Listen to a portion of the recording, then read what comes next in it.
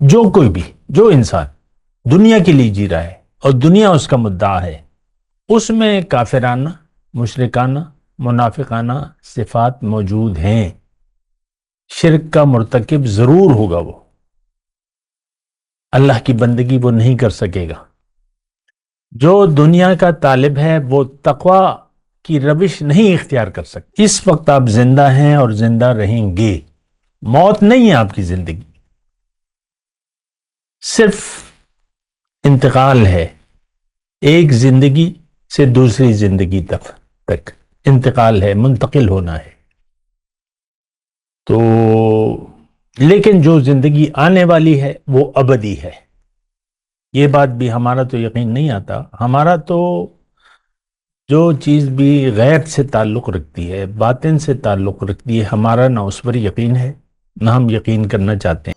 اللہ اکبر اللہ اکبر اللہ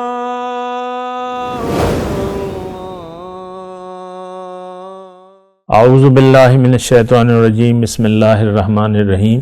اللہم صلی علی سیدنا محمد معدن الجود والکرم آلہ وسلم۔ سامعین و ناظرین اکرام، السلام علیکم ورحمۃ اللہ وبرکاتہ۔ آج ہمارا موضوع زندگی کی حقیقت۔ دیکھیں، یہ جاننا بہت زیادہ ضروری ہے اور بہت اہم بات ہے، بہت اہم سوال ہے۔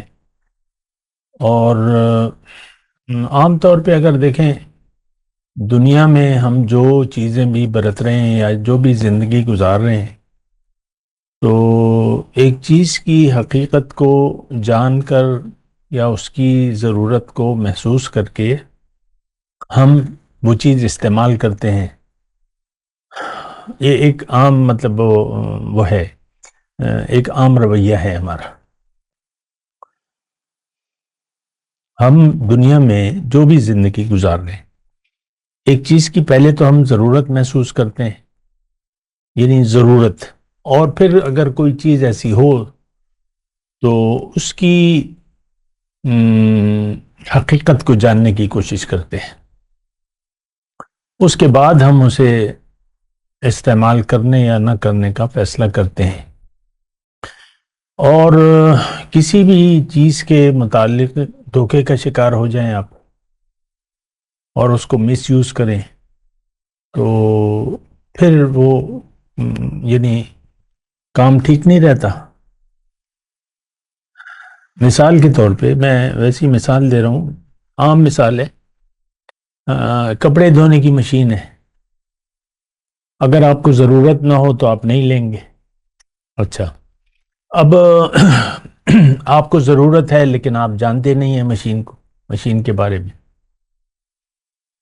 اور بازار سے آٹا گوندنے کی مشین لے آتے ہیں مثال کے طور پہ اس کا، تو وہ مشین تو پھر آٹا نہیں گوندے گی، مطلب وہ کپڑے تو نہیں دھوئے گی، وہ آٹا گوندنے کے لیے ہے۔ تو دنیا میں ہم دیکھیں، ہر چیز کی حقیقت کو جانتے ہیں پہلے، پھر اس کی ضرورت کو محسوس کرتے ہیں، پھر اس کو استعمال کرتے ہیں۔ آپ ایک یعنی مثال کے طور پہ آپ کی جیب میں پیسے بھی ہیں اور آپ ایک الیکٹرانکس کی بہت بڑی دکان میں جہاں مختلف چیزیں ہیں، تو آپ ہر چیز کو خریدنے نہیں لگتے۔ جس کی چیز کی آپ کو ضرورت ہوتی ہے اور وہ چیز آپ کو پسند آتی ہے، اس کے استعمال وغیرہ، تو پھر آپ اس کو لے لیتے ہیں۔ یہ بڑی عام باتیں ہیں۔ اس کائنات میں، ہم جس کائنات میں رہ رہے ہیں، اس کائنات کا جو فوکس ہے وہ انسان ہے، یعنی جو اشرف المخلوقات ہم لفظ کہتے ہیں نا، یعنی تمام مخلوقات میں ممیز ہے اور ایک الگ چیز ہے، الگ چیز ہے۔ ہر تخلیق سے الگ الگ چیز ہے ہماری تخلیق، اور اس تمام چیزوں کا فوکس انسان کے لیے ہے اور انسان پر ہے۔ یہ بھی آپ نوٹ کر لیں، یعنی ہم نے تو اپنے آپ کو ایک ردی چیز سمجھا ہوا ہے اور ردی چیز کے لیے زندگی گزار رہے ہیں۔ ردی مطلب جو ردی وہ جس کا کوئی مقصد نہ ہو، فضول ہو، وہ آپ ردی میں ڈال دیتے ہیں. تو ردی چیز کے لیے ہم زندگی گزار رہے ہیں، اور تو اس زندگی کی تو پھر کوئی مقصد نہیں ہے نا. دیکھیں، میں صرف یہ بات کہہ رہا ہوں کہ آپ زندگی کو ضائع نہ کریں. یہ زندگی پھر نہیں ملے گی آپ کو. اور یہ بھی میں آپ کو کہہ دوں کہ اس وقت آپ زندہ ہیں اور زندہ رہیں گے. موت نہیں ہے آپ کی زندگی، صرف انتقال ہے.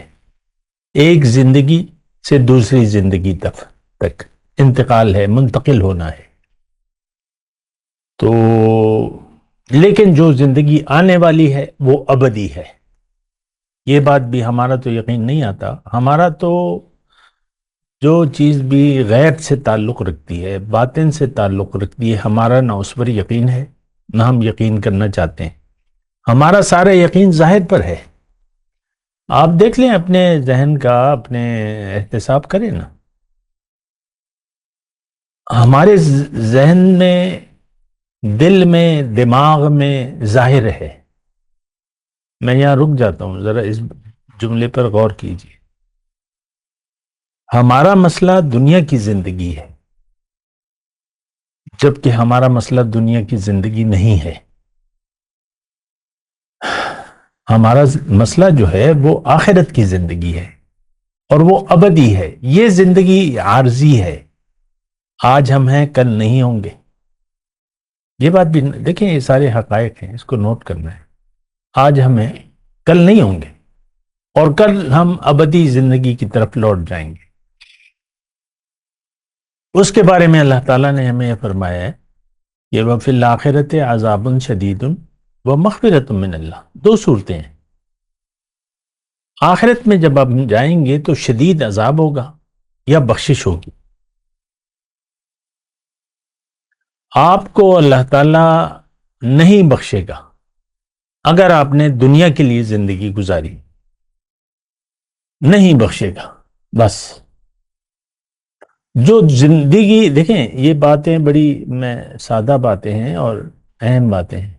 ہو سکتا ہے نئے سننے والوں کو میری باتیں سمجھ میں نہ آئیں، لیکن یہ باتیں میں کرتا رہتا ہوں. جو زندگی کے لیے جی رہا ہے وہ مشرک ہے، وہ کافر ہے، وہ منافق ہے. جو دنیا کے لیے جی رہا ہے، جملہ میں نے میرے خیال سے دوبارہ میں جملہ کہہ دیتا ہوں. جو کوئی بھی، جو انسان دنیا کے لیے جی رہا ہے اور دنیا اس کا مدعا ہے، اس میں کافرانہ، مشرکانہ، منافقانہ صفات موجود ہیں. شرک کا مرتکب ضرور ہوگا. وہ اللہ کی بندگی وہ نہیں کر سکے گا. جو دنیا کا طالب ہے وہ تقوی کی روش نہیں اختیار کر سکتا. احتیاط سے زندگی وہ نہیں گزارے گا. وہ تو من چاہی زندگی گزارے گا، اور اس کی زندگی میں کے گرد گھوم رہی ہوگی. میں بس میں، مطلب میرا مفاد، میری دنیا، میرا فائدہ، میں میری عزت، میری دولت، میری شہرت. یہ دیکھیں سادہ سی باتیں ہیں، لیکن اس کو ذرا نوٹ کر لیں.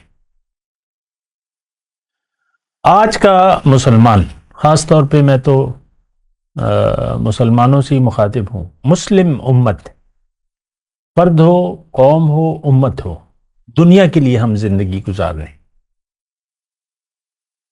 یہ بات ایک حقیقت ہے، لیکن ہم جو ایک خیالی دنیا میں رہ رہے ہیں،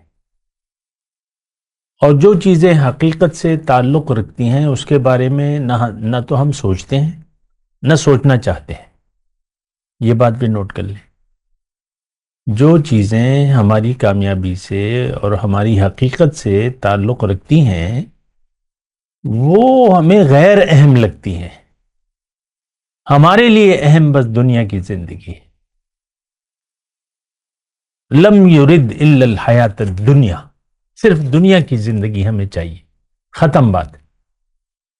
تو دیکھیں، یہ غیر حقیقی فکر ہے.